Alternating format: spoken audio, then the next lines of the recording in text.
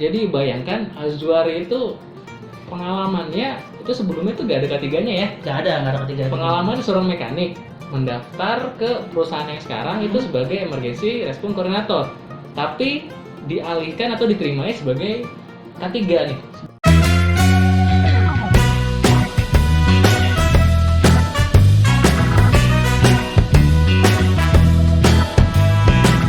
Kita mau sharing juga nih soal pengalaman, kita kan sama-sama kerja di tambang nih ya. Benar banget. Kita kerja di tambang mungkin agak berbeda lokasinya. Kalau lokasi saya sebelumnya itu masih terbilang cukup enak nih. Enak Karena banget. saya termasuk tambang yang kota. Artinya ini lokasi tambang, itu tempat tinggal kita tuh deket sama perkotaan. Jadi kalau mau nyari makan, terus kalau mau belanja itu mudah ya. Mudah. Azwar ini agak berbeda. Azwar ini tinggal di lokasi proyeknya di Tabang ya. Tabang. Tabang itu bisa diceritain nggak, Rik? Kondisinya kayak gimana, Rik? Tabang itu salah satu bagian dari Kabupaten Kutai Kartanegara. Lokasinya kalau teman-teman bayangin, berangkat dari Balikpapan itu jam 6 pagi. Nyampe di Tabang itu kurang lebih paling cepet jam 5 sore. Naik apa tuh? Kalau dulu kita di split, jadi kurang lebih 6 jam itu kita naiknya adalah jalur darat, naik transportasi jalur darat. 3 jam kita naik speedboat, baru berikutnya 2 jam lagi kita naik transportasi darat lagi. Di lokasi itu kayak gimana sih kondisinya? Kalau di lokasi jauh banget dibandingin lokasinya si Aldo. Aldo udah di situ, udah ada Indomaret ya. Udah ada yang jualan. Kalau mau ke bioskop teman-teman ya tinggal 1 jam aja. Tinggal 1 jam loh, dari enak banget gitu. Terus Kalau di sana jauh banget, untuk orang jualan pun nggak ada. Bener-bener di remote area di mana office, camp, fasilitas pendukung seperti misalkan tempat olahraga, tempat hiburan itu dijadi satu tempat. Jadi memang kita di lingkup yang bener-bener remote area. Jadi mau kemana-mana ya nggak bisa kemana-mana juga sebenarnya. Di situ aja. Jadi hiburannya itu cuma lingkup di area kerja aja ya. Bener banget. Area mes, area kerjanya tuh. Area kerja, area camp gitu doang tuh. Terkekang di situ nggak bisa. Nggak bisa kemana-mana. Nah untuk hiburan di area kerja tuh ada apa aja, Rik? Karaoke room punya fasilitas olahraga cukup lengkap. Bahkan kita punya gym sendiri di sana. Jadi teman-teman itu ya, jadi walaupun tadi ya di area kerjanya tertutup lah ya, nggak bisa kemana-mana, tapi perusahaan tuh biasanya menyediakan fasilitas juga lah biar nggak terlalu stres kerja ya. Nggak stres kerja juga sebenarnya. Iya. Jadi kalau cerita di tambang nih, Rik, apa sih sukanya kerja di tambang, Rik?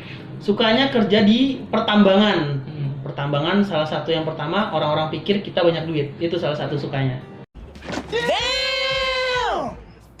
Orang pikir ya. Orang pikir kita banyak duit. Orang pikir kita banyak duit. Kenyataannya kita rasain sama-sama. Buat teman-teman yang mau nyoba pertambangan nanti silakan dirasain sendiri gimana. Yang pertama pasti dukanya dulu sih emang jauh dari keluarga. Jauh dari keluarga. Apalagi fasilitasnya seperti di Tabang, sinyalnya naik turun, Dok. Kalau kita mau WhatsAppan gini, habis hujan itu sinyal hilang. Mau telepon habis hujan sinyal juga hilang. Jadi memang terbatas banget untuk fasilitas atau akses ketemu keluarga itu. Sekedar video call, sekedar WhatsAppan doang tuh susah sih di sana. Untuk dukanya di tambang lagi, pekerjaannya sih lumayan berat-berat sih, menguras tenaga lah. Untuk semua posisi pekerjaannya menguras tenaga sebenarnya. Apa aja nih menguras tenaga nih? Karena mungkin memang area kerjanya yang cukup berat, beda kayak kita bekerja di perkantoran. Even orang-orang office di pertambangan pasti akan turun ke lapangan, pasti akan melakukan pengecekan di lapangan, dan kondisi lingkungan di lapangan tuh cukup berat menurut gua. Medan kerjanya panas dan lain-lain, debu, ya kurang lebih kayak gitu sih. Jadi agak berat juga, pasti menguras fisik juga di sana. Dukanya ada mental juga sih bermasalah kalau kelamaan nggak turun cuti itu. Kelamaan nggak cuti ya. Gitu kan. Udah atau mau dekat cuti biasanya udah mulai nggak fokus kerja jadinya. Jadi dukanya tadi satu, jauh dari keluarga. Jauh dari keluarga pastinya. Kedua, area kerjanya cukup berat ya, panas, debu. Terus yang ketiga, faktor psikis juga sih jadi masalah. Psikis ya. Karena tadi kita nggak bisa untuk keluar. Kita cuma fokus di area kerja. Ya walaupun dengan ada fasilitas yang diberikan sama perusahaan. Benar banget. Itu tadi dukanya ya. Sekarang sukanya. Sukanya kerja pertambangan salah satu industri yang membuat kita bisa libur. Salah satu contohnya cuti site. Itu momen-momen dimana kita bisa benar-benar full 2 minggu nggak bekerja. Nah, itu salah satu sukanya, kita masih dapat cuti site sebagai pengganti gitu. Terus sukanya lagi, lingkup pertambangan ini salah satu lingkup yang bikin orang jadi lebih gampang untuk koneksi dengan teman-teman di perusahaan lain. Walaupun kita beda perusahaan, kita kayak punya keterikatan aja gitu. Jadi kita bisa terkoneksi di perusahaan sebelah, di perusahaan lain, kita lebih punya banyak teman karena mungkin satu rasa juga. Jadi koneksinya jadi lebih luas sebenarnya kalau di pertambangan. Gitu. Itu aja. Atau ada lagi? Penghasilan sih kayaknya. Penghasilan. Jadi apa penghasilannya? Jadi tadi kan dikira. Jadi sebenarnya penghasilannya gimana? Penghasilannya memang untuk di pertambangan lumayan lah. Untuk apalagi yang masih single itu lumayan. Tapi tidak segede orang-orang pikir. Tapi masih emang biasanya orang pikir berapa, Andri? Wih, mereka nanya anak-anak pertambangan itu kayaknya kalau pulang ke tempat masing-masing udah punya mobil gitu kan, udah punya rumah sendiri.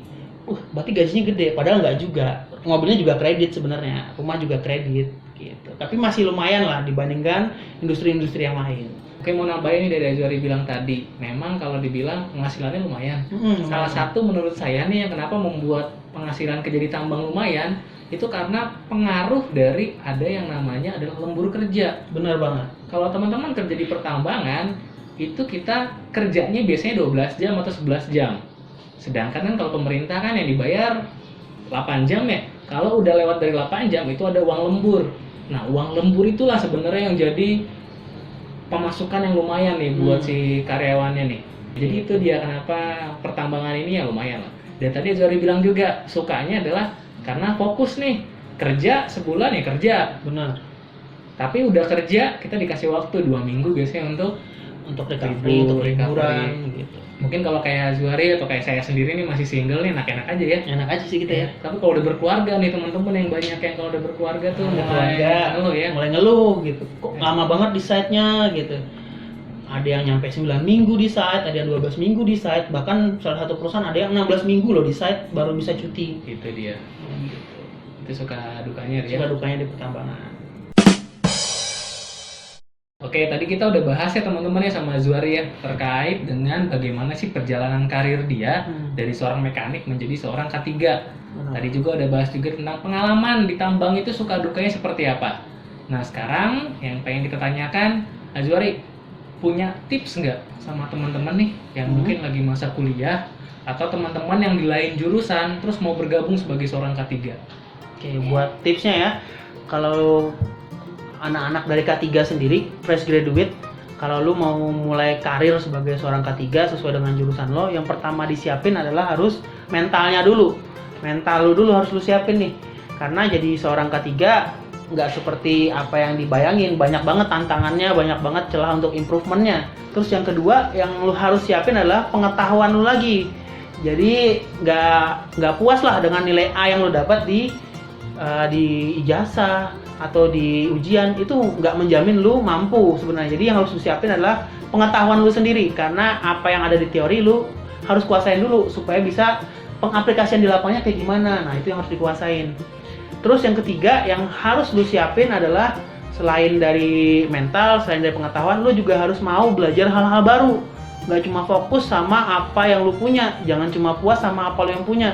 Jadi lu harus mau juga nih belajar hal-hal baru. Belajar misalkan gue nggak mampu di teknis nih, tapi orang K3 juga harus ngerti teknis, even secara general, dan lu harus mau itu. Nah, yang terakhir setelah lu mau bergabung dengan K3 yang harus lu siapin selain itu adalah kesehatan juga penting sebenarnya. Jadi karena banyak banget teman-teman gue yang bagus secara pengetahuan tapi banyak banget gagal di medical check up biasanya. Nah, jadi itu juga jadi salah satu poin penting lu kalau lu mau jadi seorang K3, lu harus sehat dulu. Lu harus mampu meyakinkan orang lain untuk hidup sehat, dan lu juga harus hidup sehat gitu. Nah, selanjutnya tadi tanyain juga ya buat orang-orang yang bukan dari jurusan K3 gitu.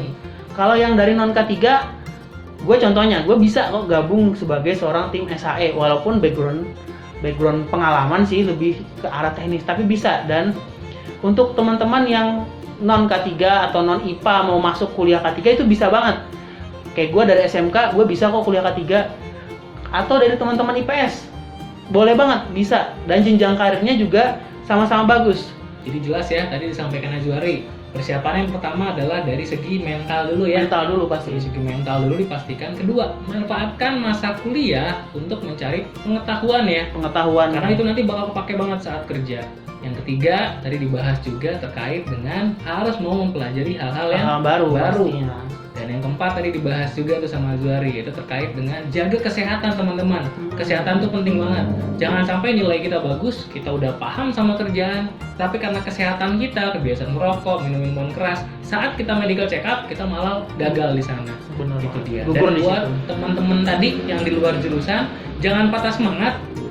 Terus kalau emang tertarik ke jadi K3, silakan mempelajari hal K3 di sana. Dan juga nggak menutup kemungkinan kalian juga bisa masuk sebagai seorang K3. Oke. Terima kasih buat Azwari sama Dok. Gitu. Kita rasa bermanfaat banget ya. Jadi kita bisa belajar banyak nih dari pengalaman Azwari nih.